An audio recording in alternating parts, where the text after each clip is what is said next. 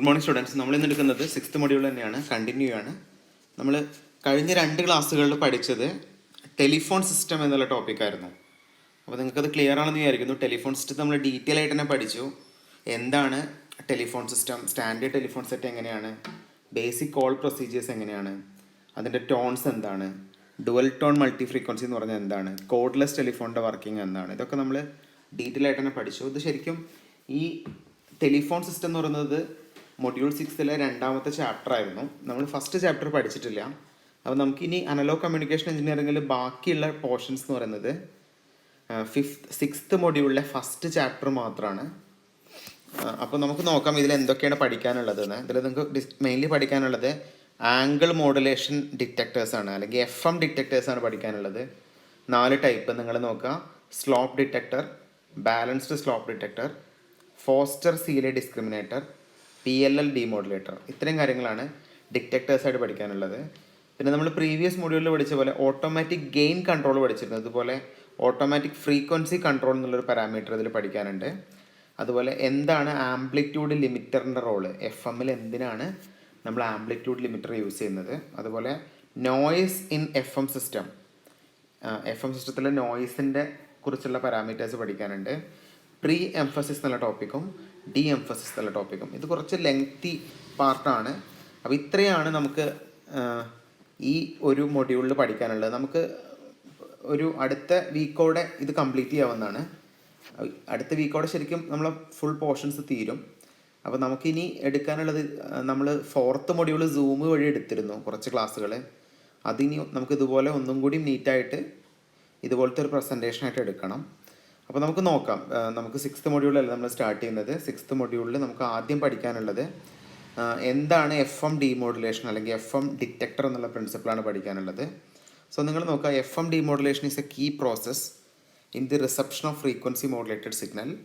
Once the signal has been received, filtered and amplified, it is necessary to recover the original modulating signal from the carrier.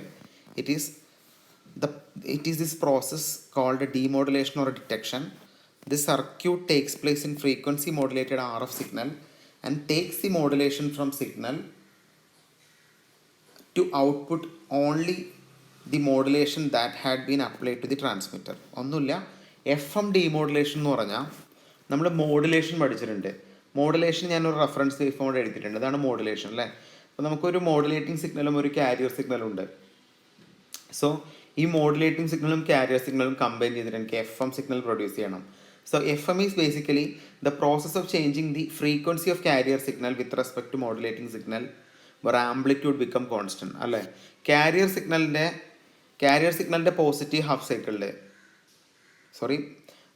Modulating സിഗ്നലിൻ്റെ positive half cycle വരുന്ന സമയത്ത് കാരിയറിൽ set ചെയ്തിരിക്കുന്ന frequency കൂടുകയും negative half cycle വരുന്ന സമയത്ത് കാരിയറിൽ set ചെയ്ത ഫ്രീക്വൻസി കുറയുകയും ചെയ്യുകയാണെങ്കിൽ ഈ ഒരു പ്രിൻസിപ്പിളിനെയാണ് നമ്മൾ FM എന്ന് പറയാം.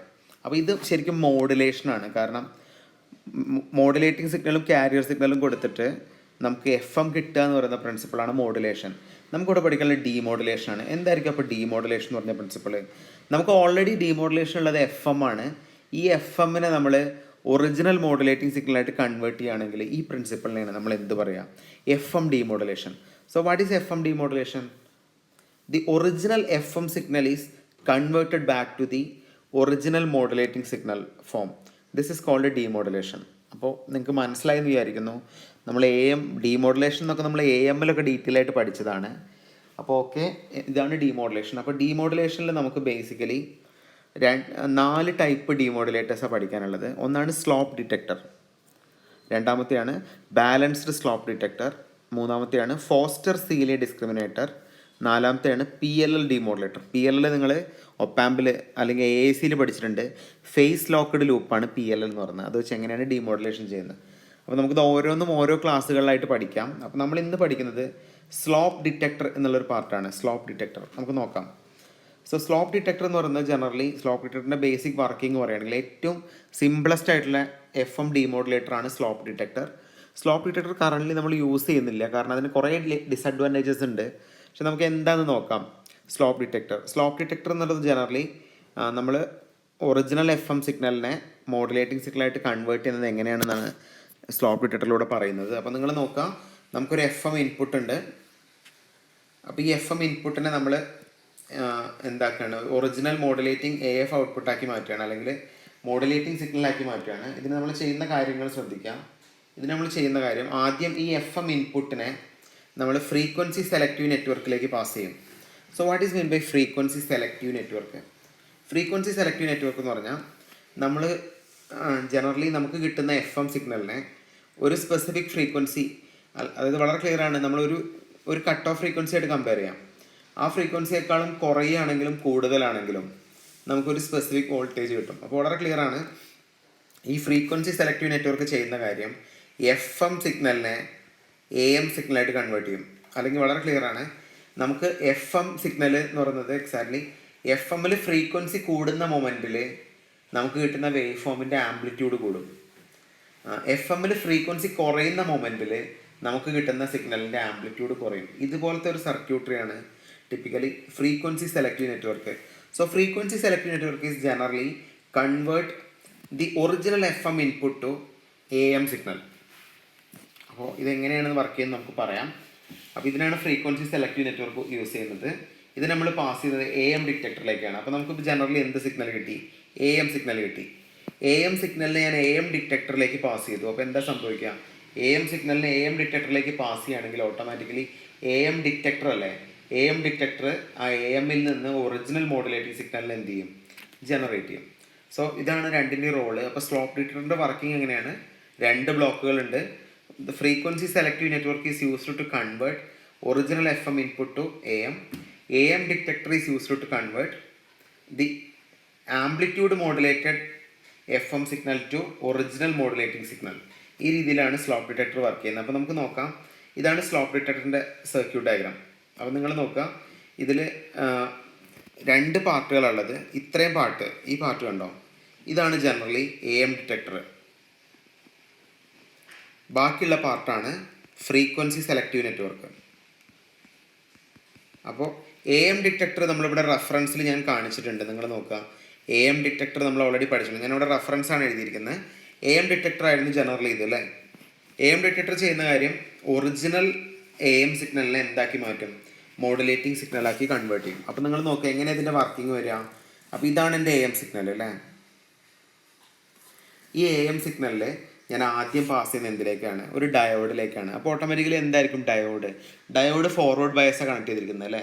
അപ്പോൾ പോസിറ്റീവ് ഹാഫ് സൈക്കിൾ വരുമ്പോൾ ഡയോഡ് കണ്ടക്ട് ചെയ്യും, നെഗറ്റീവ് ഹാഫ് സൈക്കിൾ വരുമ്പോൾ ഡയോഡ് എന്ത് ചെയ്യും? റിജക്റ്റ് ചെയ്യും. അപ്പോൾ ആക്ച്വലി നമുക്കിവിടെ കിട്ടുന്ന വേവ് ഫോം എന്തായിരിക്കും? ഡയോഡിൻ്റെ ഔട്ട്പുട്ടിൽ നമുക്കിതാ ഈ ഒരു പാർട്ട് മാത്രമേ കിട്ടുള്ളൂ അല്ലേ. ഇവിടെ നമുക്ക് എന്തുണ്ട്? AM സിഗ്നൽ ഉണ്ട്. ഈ ഒരു സെഷൻ മാത്രമായിരിക്കും എന്തിൽ വരിക? ഈ ഡയോഡിൻ്റെ ഔട്ട്പുട്ടായിട്ട് വരിക.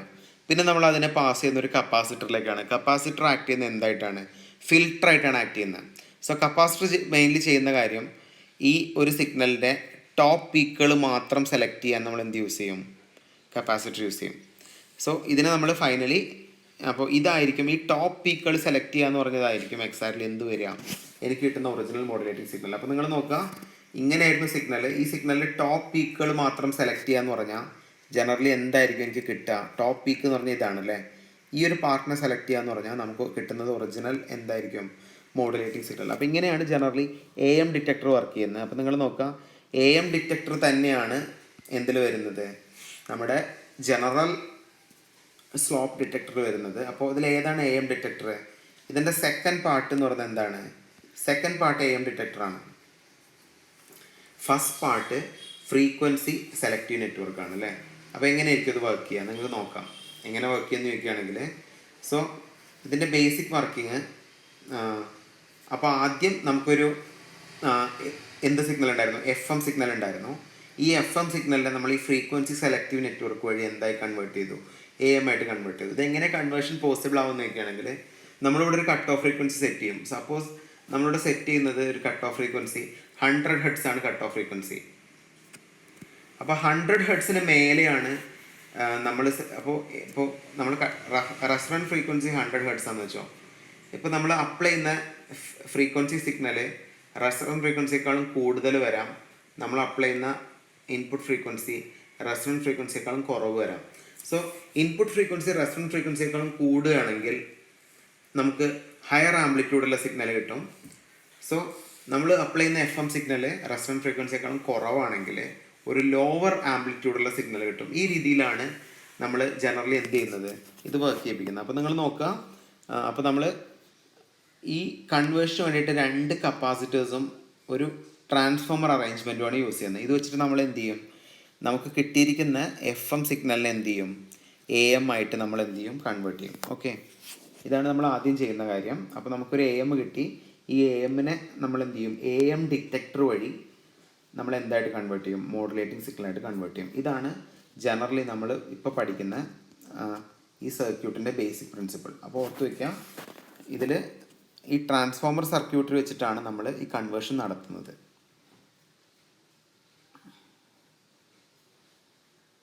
The input signal is a frequency modulated signal. It is applied to the tuned transformer, that is T1 C1 C2 അല്ലേ, ഒരു ട്രാൻസ്ഫോമറും 2 കപ്പാസിറ്ററും, which is offset from the center carrier frequency. This converts the upcoming signal from FM to one that has amplitude modulation superimposed upon the signal. വളരെ clear ആണ്. ഈ കിട്ടുന്ന സിഗ്നലിനെ നമ്മൾ എന്ത് ചെയ്യും, ആംപ്ലിറ്റ്യൂഡ് മോഡുലേറ്റഡ് ആയിട്ട് കൺവേർട്ട് ചെയ്യും. ഈ ആംപ്ലിറ്റ്യൂഡ് മോഡുലേറ്റഡ് സിഗ്നലിനെ നമ്മൾ എ എം ഡിറ്റക്ടർ വഴി എന്തായി കൺവേർട്ട് ചെയ്യും, മോഡുലേറ്റിംഗ് സിഗ്നലായിട്ട് കൺവേർട്ട് ചെയ്യും. ഇതാണ് ജനറലി നമ്മൾ പഠിക്കുന്ന സ്ലോപ്പ് ഡിറ്റക്ടറിൻ്റെ വർക്കിംഗ്. സോ സ്ലോപ്പ് ഡിറ്റക്ടർ നമ്മൾ ജനറലി യൂസ് ചെയ്യാറില്ല, കാരണം നമുക്കതിന് കുറേ ഡിസഡ്വാൻറ്റേജ് ഉണ്ട്, അഡ്വാൻറ്റേജസ് ഉണ്ട്. അപ്പോൾ ഇതിൻ്റെ അഡ്വാൻറ്റേജസ് നോക്കാം. The first advantage is the slope detector is generally a simple circuit, that is it can be used to provide FM demodulation when only AM detector is present. വളരെ സിമ്പിളായിട്ട് നമുക്ക് circuit design ചെയ്യുക എന്നുള്ളതാണ് ഈ slope ഡിറ്റക്ടറിൻ്റെ advantage. Second advantage, it enable F M to be detected without any additional circuitry. ഒരു additional സർക്യൂട്ടറിൻ്റെ ആവശ്യമില്ലാതെ തന്നെ നമുക്ക് എഫ് എമ്മിനെ എനേബിൾ ചെയ്യാൻ പറ്റുകയാണെങ്കിൽ ഇതെന്താണ്, ഒരു സ്ലോപ്പ് ഡിറ്റക്ടറാണ്. ഡിസഡ്വാൻറ്റേജ് നോക്കാം, not linear as the output is dependent upon the curve of the filter.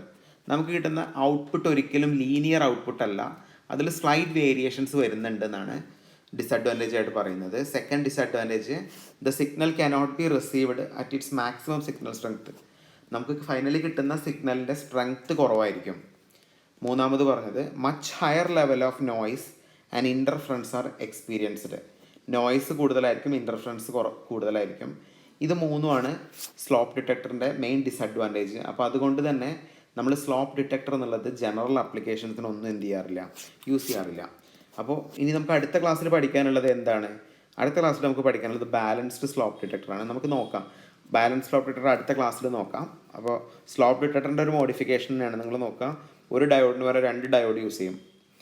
Tune circuitry ഒക്കെ ഇതുപോലെ തന്നെ നമുക്ക് അടുത്ത ക്ലാസ്സിൽ ഡിസ്കസ് ചെയ്യാം. അപ്പോൾ നമ്മളിന്ന് ഡിസ്കസ് ചെയ്തത് എന്തൊക്കെയാണ്, നമ്മളിന്ന് ഡിസ്കസ് ചെയ്തത് എന്താണ് എഫ് എം ഡിമോഡുലേഷൻ എന്ന് പറഞ്ഞു, അതിൻ്റെ റെഫറൻസ് ആയിട്ട് ഞാനൊരു എഫ് എം വേവ് ഫോം പറഞ്ഞു, ഏതൊക്കെ ടൈപ്പ് എഫ് എം ഡിമോഡുലേറ്റർ ഉണ്ടെന്ന് പറഞ്ഞു, സ്ലോപ്പ് ഡിറ്റക്ടറിൻ്റെ ജനറൽ പ്രിൻസിപ്പിൾ എന്താണെന്ന് പറഞ്ഞു, സ്ലോപ്പ് ഡിറ്റക്ടർ എങ്ങനെ വർക്ക് ചെയ്യുന്നു എന്ന് പറഞ്ഞു, എ എം ഡിറ്റക്ടർ റെഫറൻസ് ആയിട്ട് നമ്മൾ പറഞ്ഞു, എ എം സ്ലോപ്പ് ഡിറ്റക്ടറിൻ്റെ അഡ്വാൻറ്റേജസും ഡിസഡ്വാൻറ്റേജസും പറഞ്ഞു. ഓക്കെ, അപ്പോൾ നിങ്ങളിത് കറക്റ്റ് ലെക്ചർ നോട്ട്സ് എഴുതണം, അതുകൊണ്ടേ കാര്യമുള്ളൂ. ഞാനിപ്പോൾ എടുത്തിരിക്കുന്ന എല്ലാ ടോപ്പിക്കിൻ്റെയും ഡെപ്ത് ആയിട്ടുള്ള നോട്ട് തരും. ഈ പി പി ടി തന്നെയാണ് ശരിക്കും നോട്ട് എന്ന് പറയുന്നത്. പക്ഷെ ഞാൻ എല്ലാം കൂടി ഒന്ന് ഇൻക്ലൂഡ് ചെയ്തിട്ട് ഒറ്റ ഫയലായിട്ട് നിങ്ങൾക്ക് തരാം നോട്ട്സ്.